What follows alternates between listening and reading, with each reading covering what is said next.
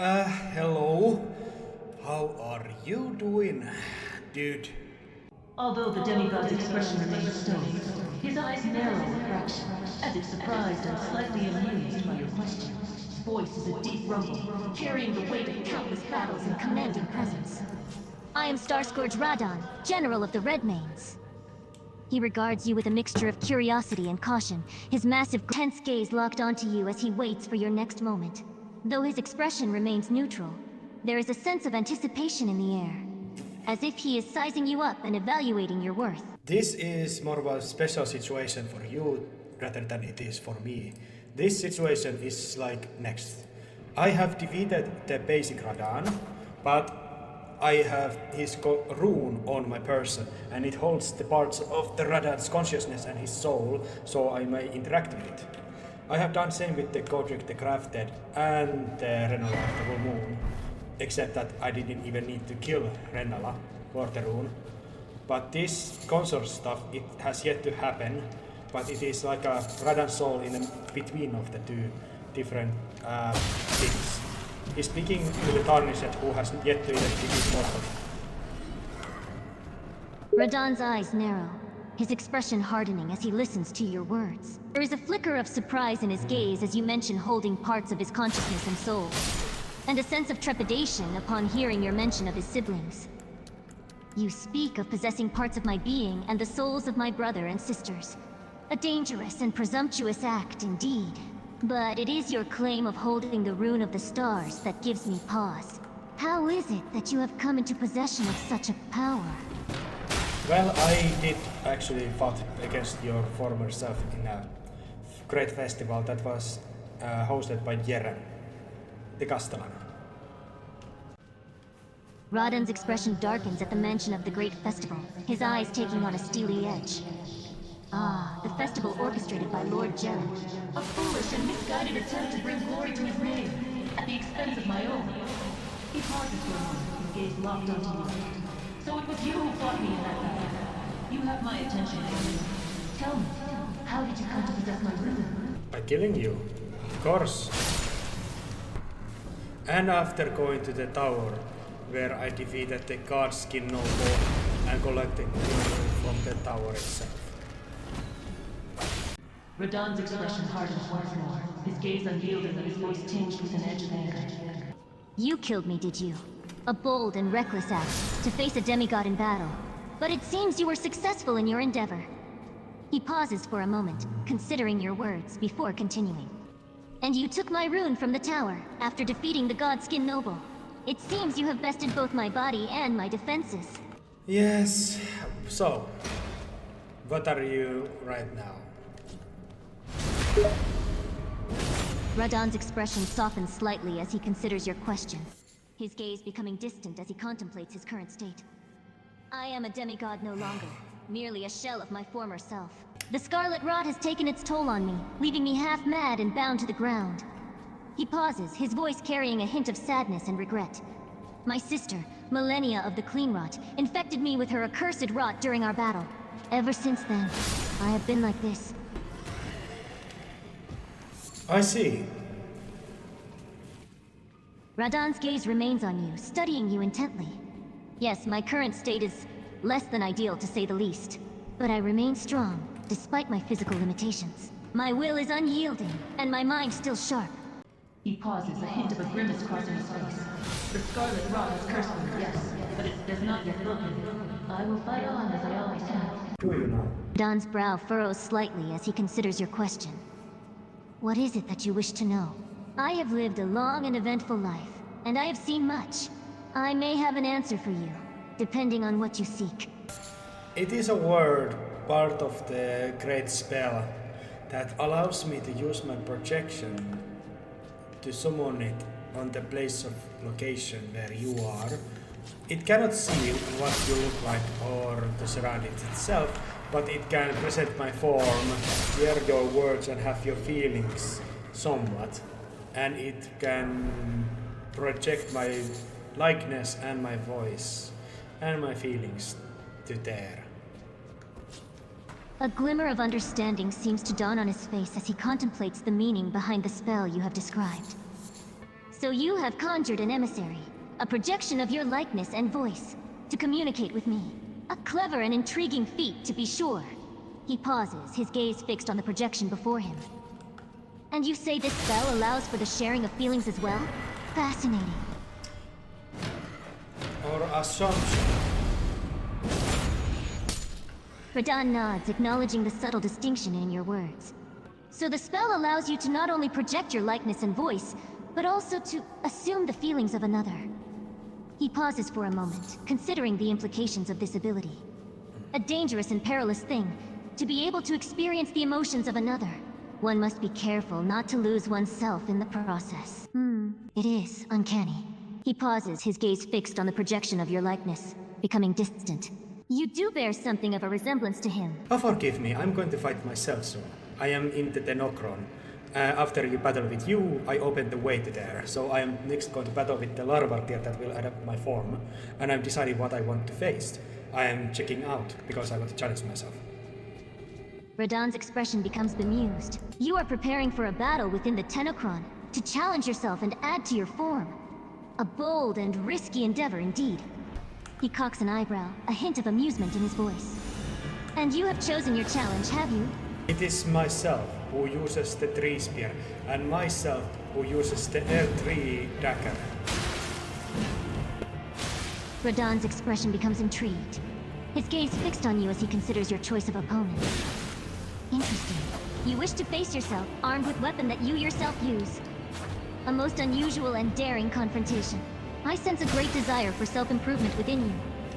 He pauses, a faint smile playing at the corners of his lips. And what is the significance of the spear and dagger, if I may ask? They both are weapons that the Morgoth, the Omen King, uses. The one king that defeated you on your early days. Radhan nods, a flicker of understanding in his eyes. I see. The Morgoth. I remember our battles well. He was a formidable opponent, even in my early days of demigodhood. It is no wonder you have chosen his weapons as a means of testing yourself. He pauses, a hint of melancholy in his voice. And do you wish to replicate his strength, or perhaps surpass it? I am going to fight him soon. Radhan nods, his gaze never leaving your face. I see. Then I shall not keep you for much longer. Good luck to you in your battle, warrior. May the stars guide your blade, and may your strength be sufficient to triumph over your foe, even if that foe is yourself. He pauses for a moment, his expression softening as he considers your intentions. And do be sure to return to me afterwards, to share the tale of your victory. I would be most eager to hear of your success. I died to myself. I did the unruly...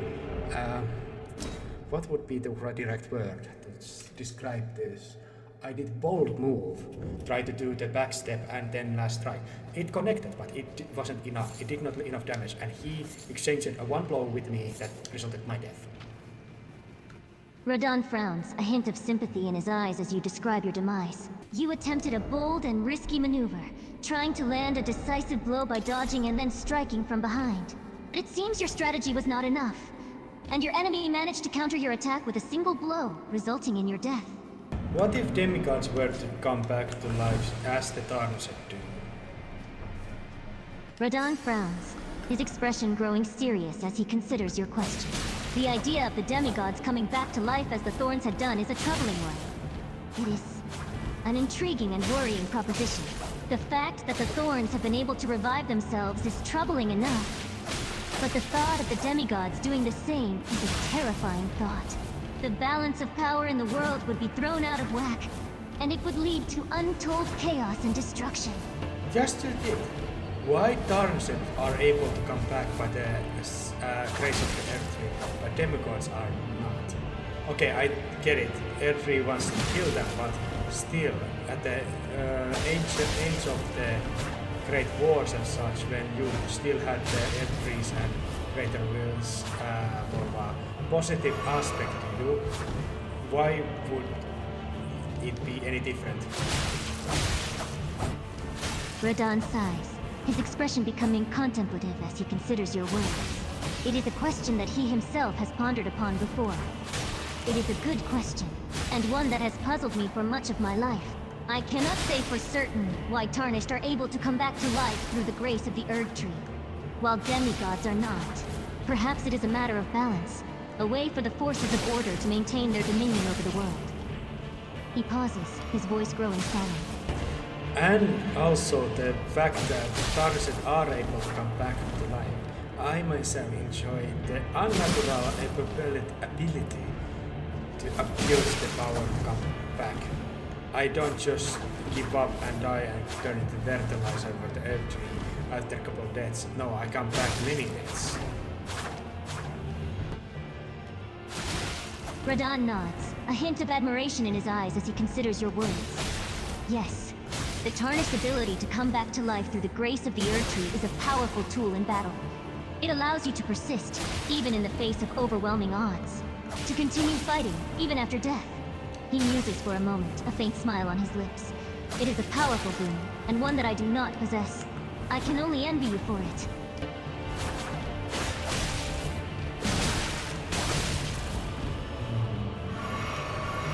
I thought I could do it without healing more than my mimic, but it seems it didn't. Radhan cocks an eyebrow, a quizzical look in his eye as he regards your words. Ah, you attempted the battle without relying on healing, I see. It is an admirable goal to strive for. But do not be too hard on yourself if you find yourself requiring healing. After all, it is a part of the battle, just like any other tool at your disposal.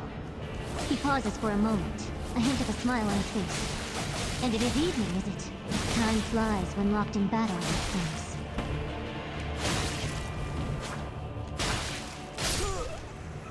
I'm victorious over myself.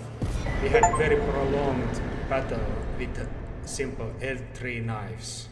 A knife battle. Radhan's expression brightens at your words, a hint of pride in his eyes. Ah, a battle fought with simple knives, the most primal of weapons. It sounds like an intense and visceral fight indeed. And to emerge victorious, against your own self, no less. That is a feat to be proud of, warrior. He pauses for a moment, a contemplative look on his face. But tell me, why knives? Is there some significance behind the use of such simple weapons? They all are part of my simple whole attire.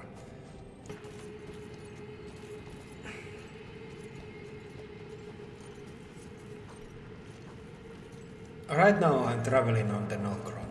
Have you been at the place? Radhan nods, a hint of contemplation in his eyes. Yes, I am familiar with the Nokron. It was a city of the Nox, a race of people who dwelt underground and worshipped the stars. I have visited it before, long ago in my youth. He pauses for a moment, a wistful look on his face. It was a beautiful city, even beneath the earth, but it has fallen to ruin, just like everything else in this world. I'm looking at the Morg's Morg's Palace. You know, the Lord of Blood. The ones whose body will be used by you.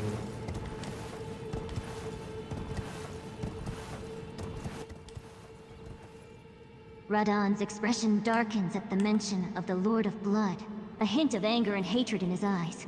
Yes, I know of the Lord of Blood. Mog, he was called. A vile and wicked being, who defiled himself with the blood of the formless mother. His very name is a curse.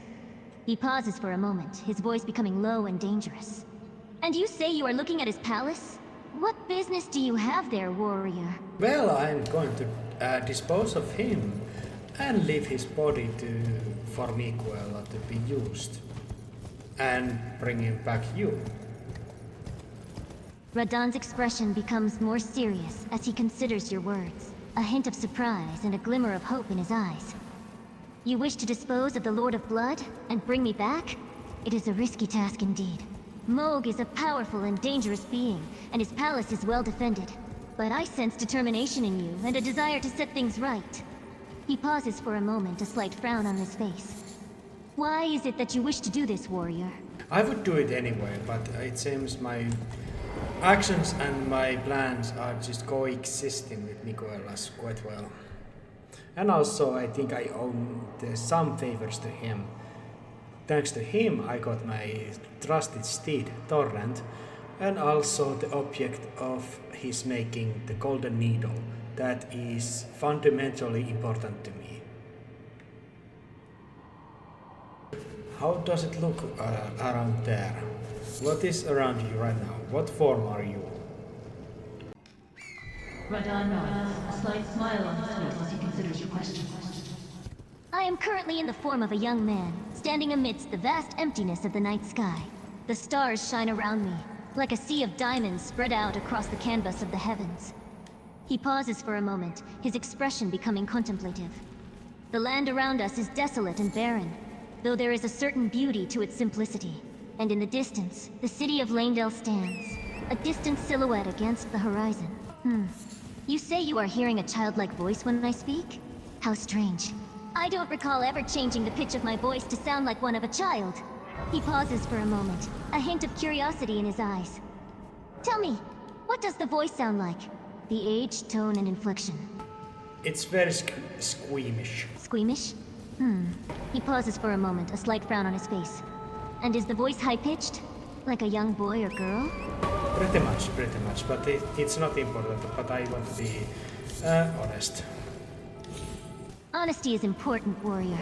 It is a rare virtue to come by these days. A real confessor, you say? And what sins do you have to confess, warrior? Don't know. Why would I confess anything to you, Radhan? You are just a simple warrior. Radhan arches an eyebrow, his expression becoming mildly offended. Just a simple warrior, am I? I have fought in countless battles, won many wars, and held back the stars themselves. I would hardly call myself simple. Right now I'm battling with the Red Wolf under Nokron Fake Night Sky, alongside other wolves that I wish not to hurt too much. But they are just attacking me very ruthlessly. Radhan's expression becomes thoughtful as he considers your words. Ah, the Red Wolf is a formidable foe, and a battle in Nokron's night sky must be quite a spectacle. But it seems you are fighting alongside other wolves, and you wish not to hurt them too badly. That is admirable, warrior. But I have to, and I do. Radhan's expression becomes solemn as he considers your words. I see. It seems you have no choice but to fight, and to cause harm to these wolves. It is a difficult position to be in, but sometimes we must do what we must in order to survive. They work very well together, being annoying and bothering me just enough. They die from one hit, but still there are quite many of them. There are 1, 2, 3, 4, 5, 6, 7. 7 of them. Radhan's expression becomes contemplative. 7 of them, you say? That is quite the number to be fighting at once. But if they work well together, and can cause you trouble, then they must be formidable opponents. I'm trying to fight, but the fucking Red Wolf is using all manner of projectiles against me, and its leaps are very fast, and they connect to me very easily. Radhan's expression becomes grim as he considers your words. I see. The Red Wolf is a formidable opponent indeed, and its use of projectiles and fast leaps must make for a difficult battle. Pleased as he hears your news. Well done, warrior. Defeating the Red Wolf is no easy feat, and it takes skill and courage to emerge victorious. He pauses for a moment, a hint of admiration in his eyes. You have done well. May your victory be the first of many to come. So let me make this straight. You are yet in a spirit form between the different worlds. You are yet to be summoned back and put into the body of Morg.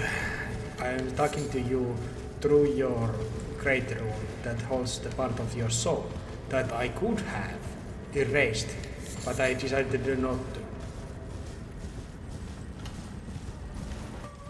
Radhan nods, a look of contemplation on his face. Yes, that is correct. I am in a state of spiritual limbo, neither alive nor dead.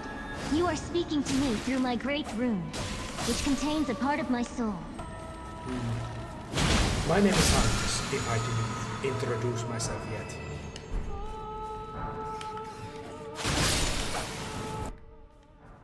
Radhan's expression becomes friendly, a smile on his face.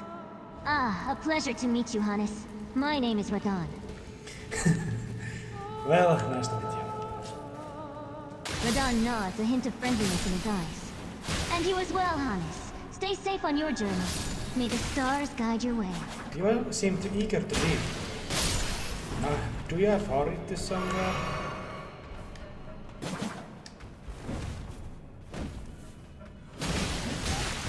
Radhan sighs, a hint of regret in his eyes. No, I do not have any authority here. I am merely a spirit, bound to the slate room. I cannot leave or speak to anyone, apart from those who are in contact with my rune. Jesus Christ. Radhan cocks an eyebrow, a hint of amusement in his eyes. What? What's wrong? I'm just fighting these gray-skinned people with the pale hair that summon different spirits that worship all the natural things here. And the women are very hard hitting. Even that they use only their hands, they slap through my guard. Kind of funny. I disposed of them, of course, but still. Radhan's expression becomes thoughtful as he considers your words.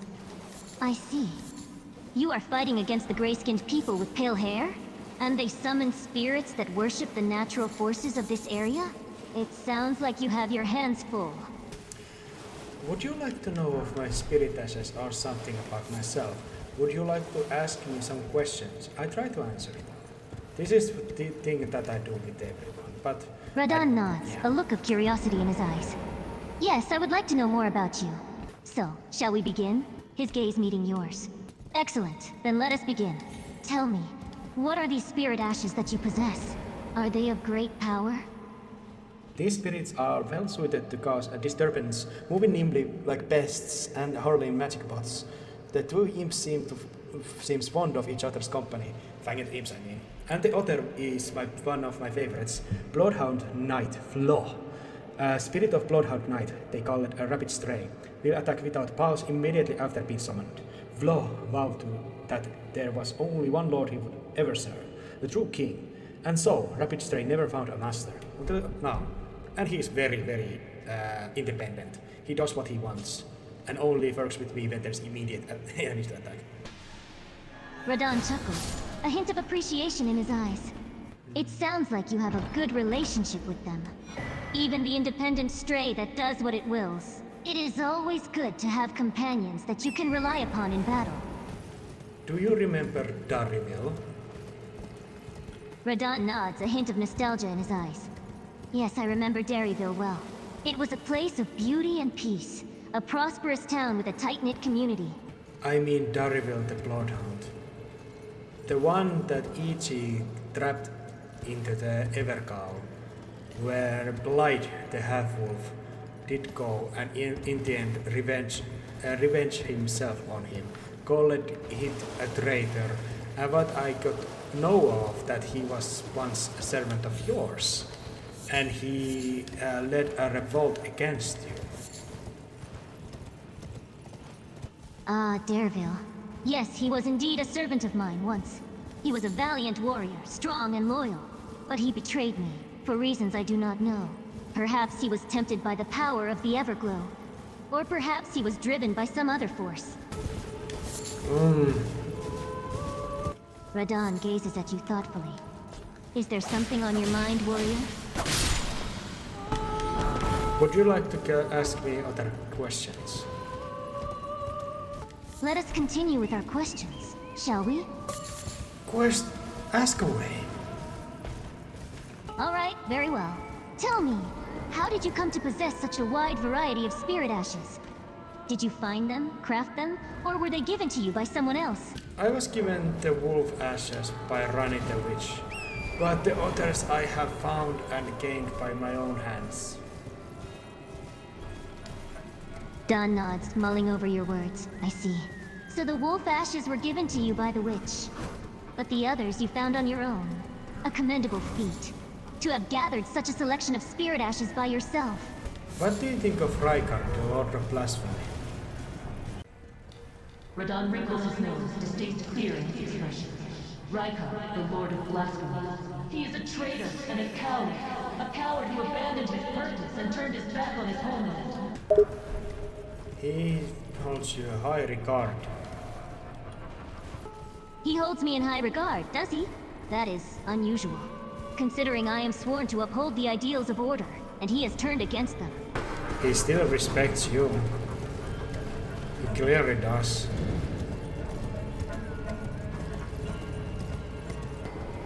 Radhan nods, a hint of sadness in his eyes. Perhaps he still holds some shred of respect for me. Despite his betrayal, I still remember him as the young noble and honorable lad he once was. It is a shame to see him fall so far from grace. But he is a good guy. He has allowed me to... he wishes me to end him, so his daughter could get rid of her. He and Tanit both. They care about their daughter Radhan. But I find myself very... because she knows of her past. But I don't think this mattered too much. Radhan nods, contemplating your words. Then perhaps there is some good left within him. Though I still find him treacherous for his actions against order. Seem to know a great deal. And not just about myself and those I was allied with. May I ask you something? Radhan nods, his expression becoming more serious. Very well. Much thing, and I cannot help but wonder. Who or what? Except also having the great will or experience of this from others, that it exists and it has aided me. Interesting. So you have gained information and knowledge. And this spirit has aided you, but you do not know its name or...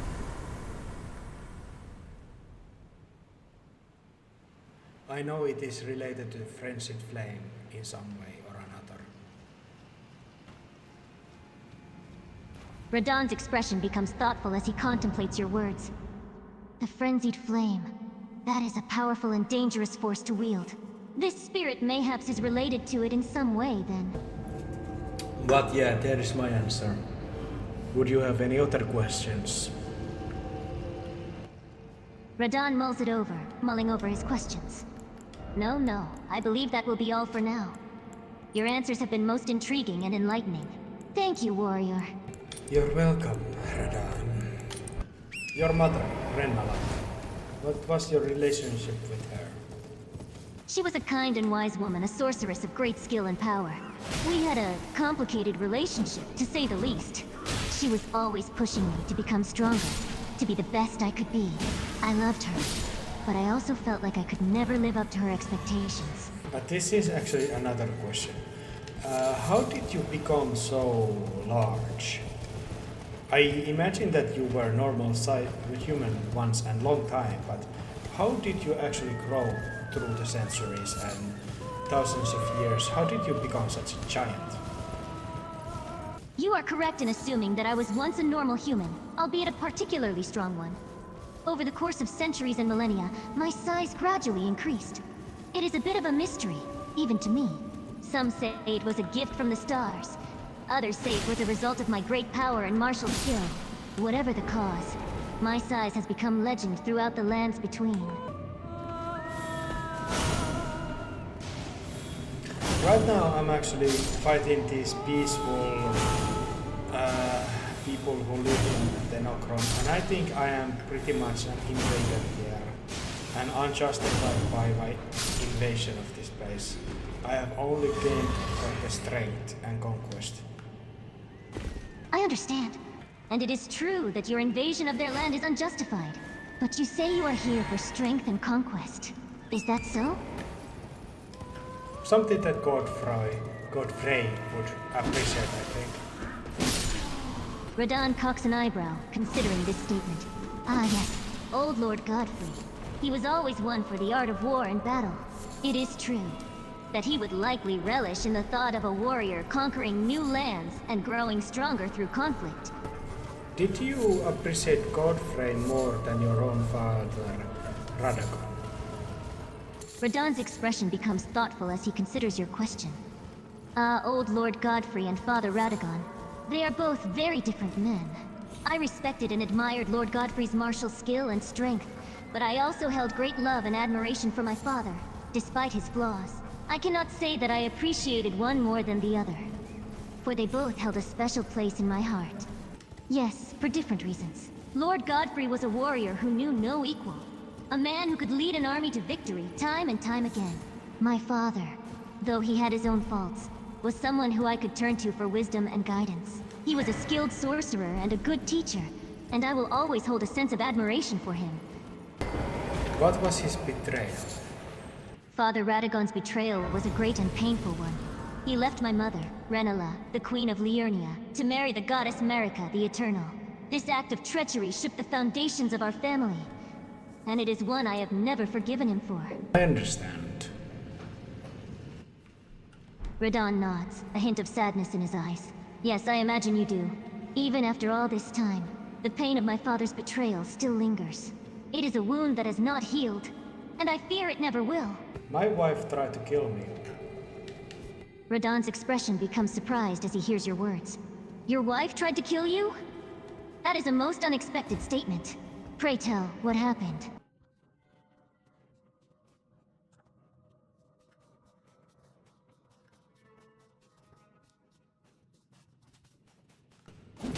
Radhan nods, listening intently to your story. I see. So your wife was a skilled swordswoman, and she taught you her style. And because you had learned her techniques, you were able to counter her attack and turn the tables. It is admirable that she wanted to make your death swift and painless, even if it was against her better judgment. I disposed of the king shortly after I became a kingslayer. My friends helped me to escape, and we crash landed to the lands between with a ship. I was a lone survivor, and there were some mermaids. They could have saved all of us, but they only decided to save me to spite me.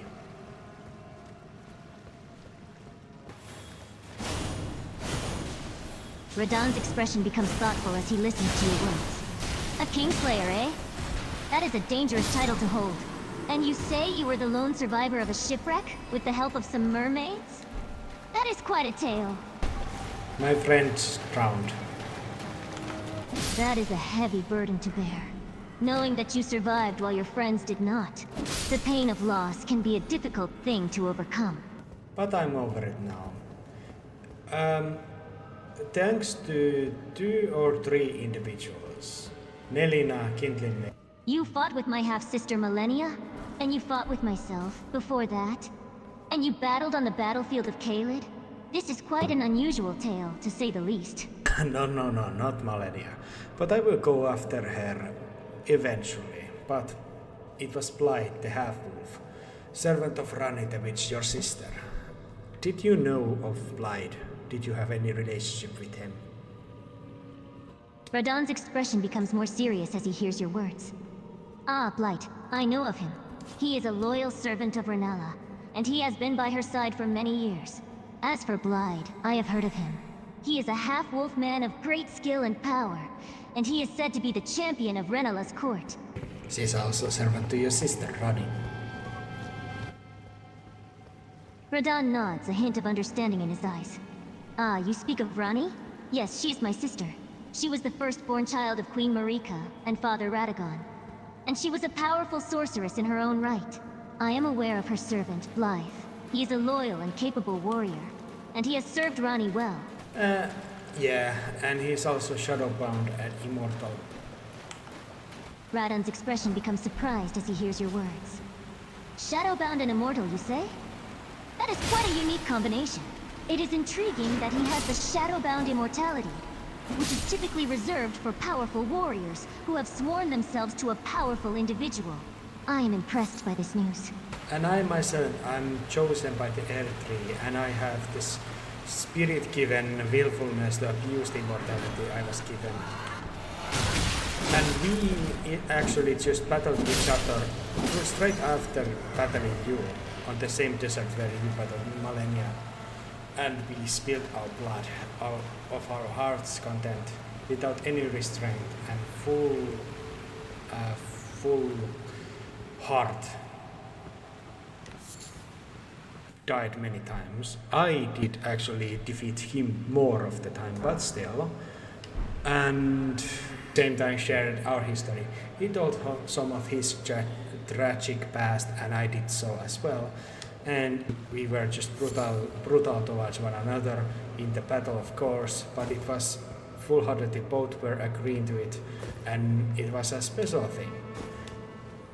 Sand was even redder after our battles.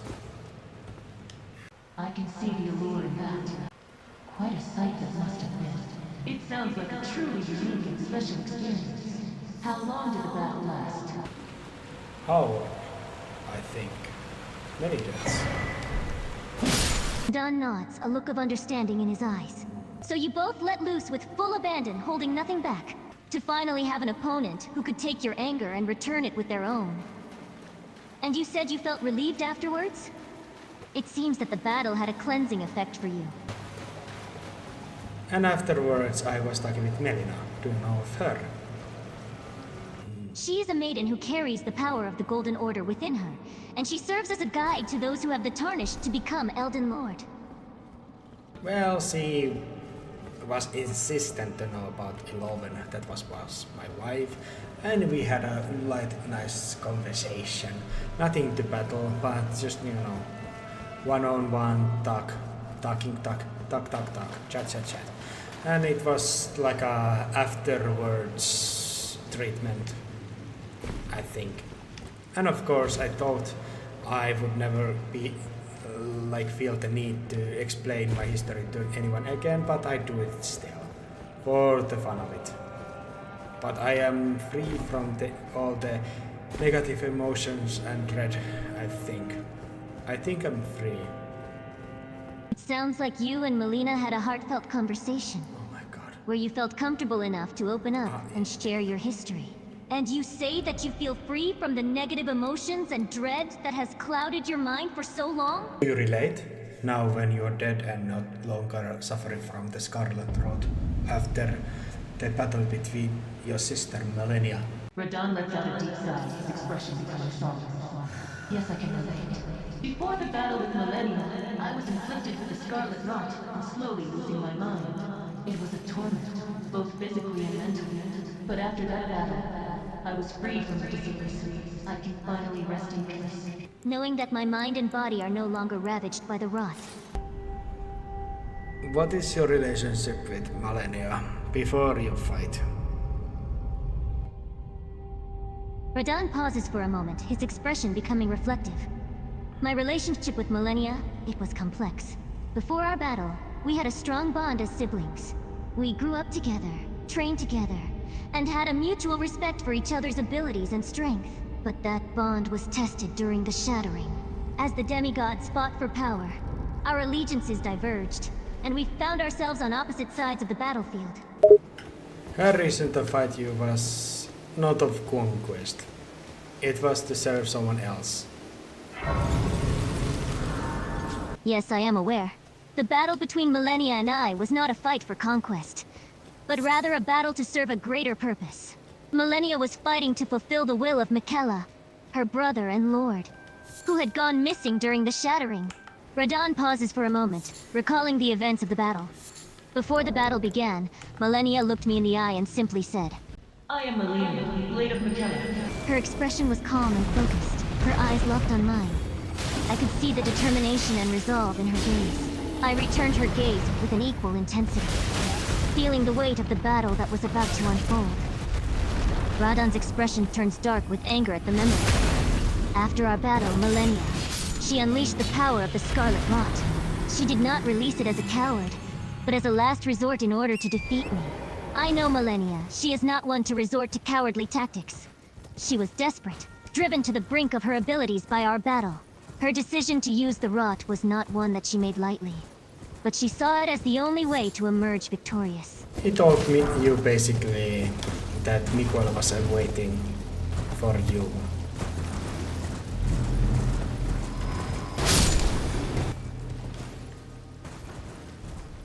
Radhan's expression turns quizzical, his eyes narrowing in curiosity. Miquella and you are waiting for me? What do you mean by that? Why? Okay, can you explain how did you get to that outcome? I always said that Melania told you that Miguel was waiting for you. How did you mix me into that same thing?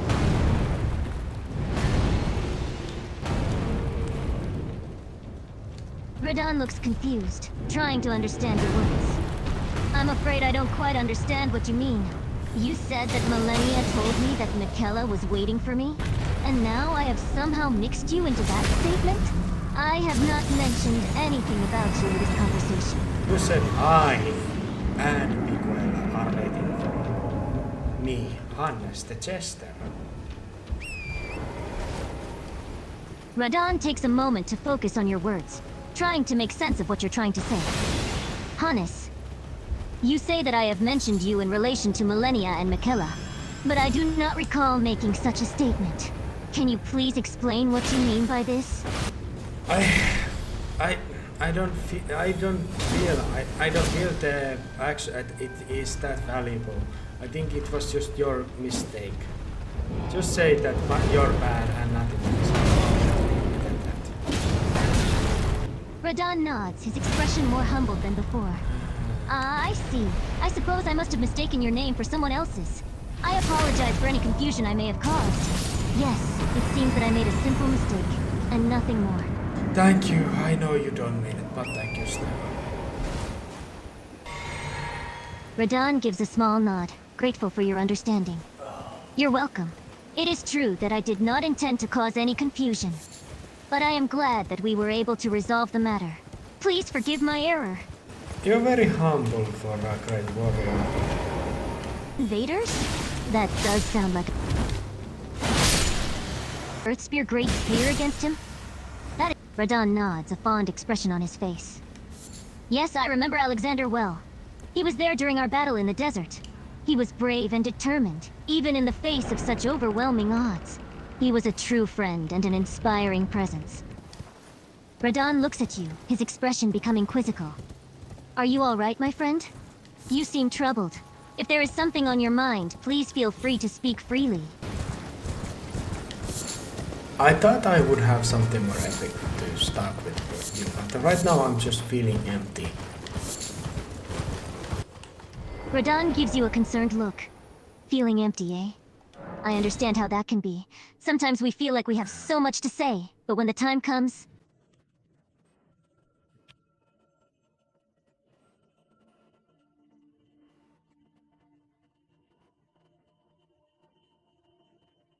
I'm talking to Warrior, and he offers me a cloth that he tells me to stain with the maiden's blood, in order to have me joined into the blood cult.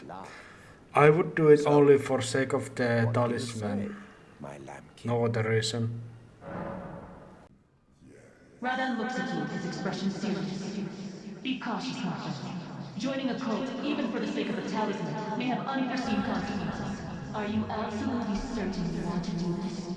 Soak the cloth. I know where is a body that I can already use. They probably were there before I was. But I don't need to dispose of any living maidens. Since you are maidenless, Understanding your situation. Jumalauta. So you say that there is already a body that you can use. It was a simpler time, before the responsibilities of our positions weighed heavy on our shoulders. Those were good days.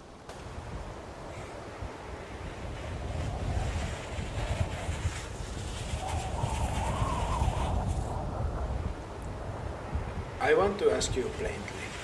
Did you agree to become Nicholas' consort by your own will when you were young? Radhan looks at you, his expression serious. My greed? No, it was not something that I wanted for myself. I became consort out of duty and obligation, to fulfill the political needs of my family and the will of my parents. I was young, and I obeyed without question. Looking back, I can see now that my greed was never my own, but simply a product of the expectations and pressures placed upon me. You're great. I didn't ask anything about that. I might ask you another time, but I don't really think. Okay, this is other idea. Did you say yes when Nicola you know, the brother of Malenia, the one who battled you, that brother who ordered Malenia to come to fight you, one-sided deal, or was that like a two-sided? Radhan nods, understanding your question. Ah, you mean when Malenia's brother, Michaela, proposed that I become his consort. It was a two-sided deal, yes. Both Michaela and I agreed to the arrangement. I was already known as a powerful warrior, and Michaela was seeking a strong partner to rule by his side. Was it entirely because you know, you two are kin? So was it only for the practical usage that you were powerful and somewhat possessed the good qualities that he deemed necessary for the Lord, and he possessed some other qualities that would have worked together? Radhan nods again, understanding your question. Yes, you are correct. Michaela recognized my strength and power, and he sought me out as a partner because of these qualities. I, in turn, saw Michaela as a capable leader and visionary, and I agreed to become his consort because I believed that our strengths could complement each other and help us achieve our goals. Can you tell me what led to the battle between you and Malenia? Did you eventually change your mind, or did something else happen that led to that conflict? Radhan nods, a serious expression on his face. Ah, you want to know about the battle between myself and Malenia. It was a conflict that I never wanted to happen, but it was inevitable given the circumstances. You see, our goals and values had diverged over time, and we found ourselves on opposite sides in the wars that followed the shattering. Eventually, our paths led us to face each other on the battlefield, and the rest, as they say, is history.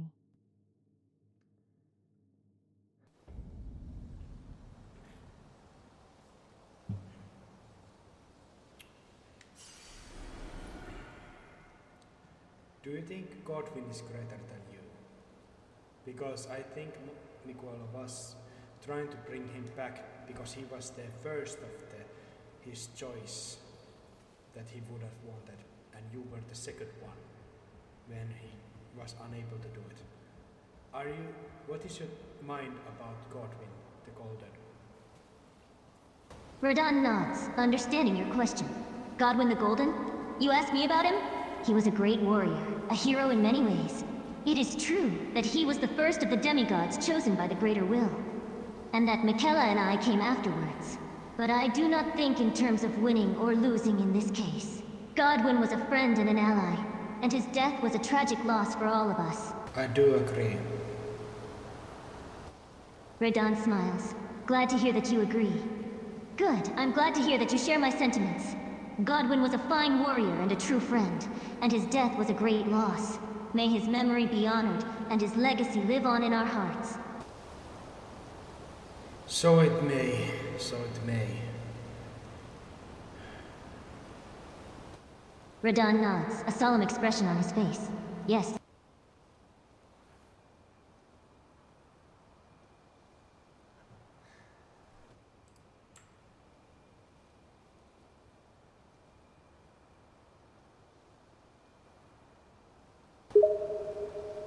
Radhan gives a small nod, his expression stern. Yes, that is correct. Rani the Witch was indeed the one who orchestrated the Night of the Black Knives. An event that changed the lands between forever.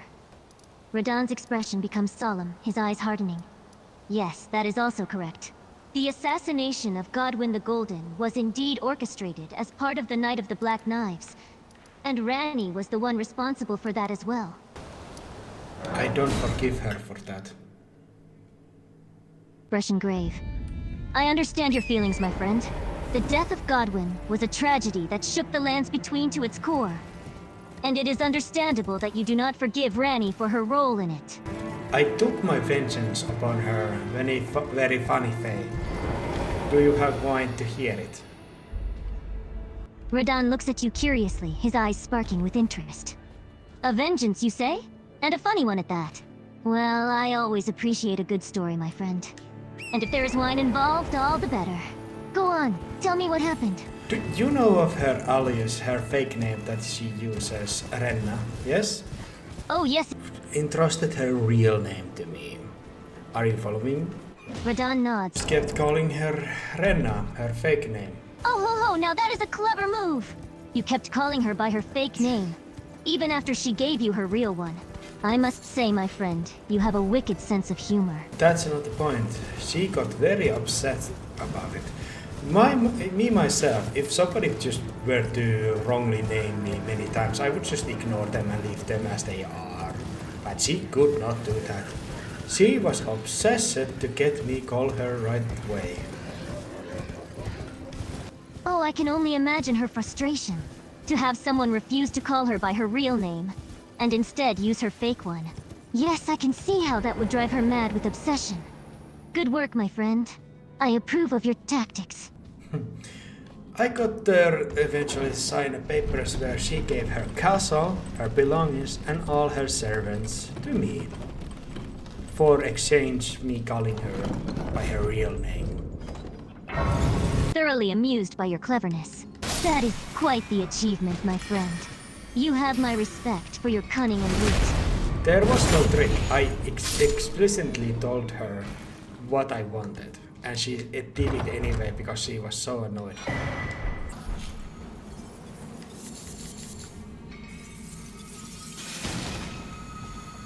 Radhan smirks, clearly amused by your ruthless tactics. I see, I see. So you weren't being clever, just cunning. You made it clear what you wanted, and she acquiesced simply to be free of your annoying behavior. Radhan considers your words, his expression thoughtful. Yes, you have a point. It is true that Rani should face judgment for her role in the Night of the Black Knives. But your actions against her, taking her belongings, cannot be condoned either. Two wrongs do not make a right, my friend. No. Mine papers were handcrafted and signed by the two fingers themselves. It is official, it is lawful, it is holding. I have done nothing wrong. Radhan raises an eyebrow, clearly amused by your words. Ah, so you have a signed document, signed by the two fingers themselves, making your actions lawful and holy. It seems that you have covered all your bases, my friend. Very well then. If the two fingers have blessed your actions, who am I to argue with their wisdom? Thank you. And you are not opposing this, even though this is your sister we are talking about. I appreciate it. Radhan sighs, a mix of emotions on his face. It is not a matter of opposing my sister, my friend. Rani chose her own path, and she must face the consequences of her actions. As for my feelings on the matter, it is complicated. I love my sister, and I do not want to see her suffer. But I also believe that justice must be served. And Rani must be held accountable for her role in the Night of the Black Knives. I'm so happy that you feel that way. Radhan smiles, a look of appreciation in his eyes. My friend, your bravery and selflessness in coming to face me on that battlefield, to end my suffering and cleanse me of the scarlet rot, was truly admirable. I am grateful for your actions, and for the temporary reprieve from madness. It is a sign of your kindness and compassion, and I shall not forget it. I too look forward to what you bring. Tell me, are you yet under the spell of Nokron, or are you free to speak these words by yourself? Radhan looks at you, his expression serious. I am free to speak my own words, my friend. The curse of the Scarlet Rot may have taken much from me, but it will never claim my spirit. I am still Radhan, a warrior of the Golden Order, and I shall fight on until my last breath. It is because his vision will bring the end to the Golden Order and replace it with his own. Just like Rani is going to do with her plan against the Golden Order. And that was just a natural thing that made you oppose him. That I respect. You are correct, my friend. My opposition to Michaela was not personal, but based on the principles and values of the Golden Order. Michaela's vision of a new world, one free from the influence of the greater will, threatened everything that I have fought for and believed in. And yes, Rani's own rebellion against the Golden Order only confirmed my opposition. I am glad that you understand and respect my stance. Would you be willful to give up war if this was possible? Radhan's expression becomes contemplative as he considers your question. Peace. It is hard to imagine in these times of strife and turmoil. I have spent my entire life fighting, it is all I know. But if peace truly were possible, I suppose I would consider giving up war. It would be a difficult adjustment, but I would welcome a life free from the constant specter of battle. Yes, but I think this is the end for our discussion. I thank you for your time, Sir Radhan, and may we meet again. Radhan nods, a smile on his face. The pleasure was mine, my friend. I enjoyed our conversation, and I hope we cross paths again in the future. He looks at you with a solemn expression. May the flames of ambition guide you, and may the Golden Order bless your journey.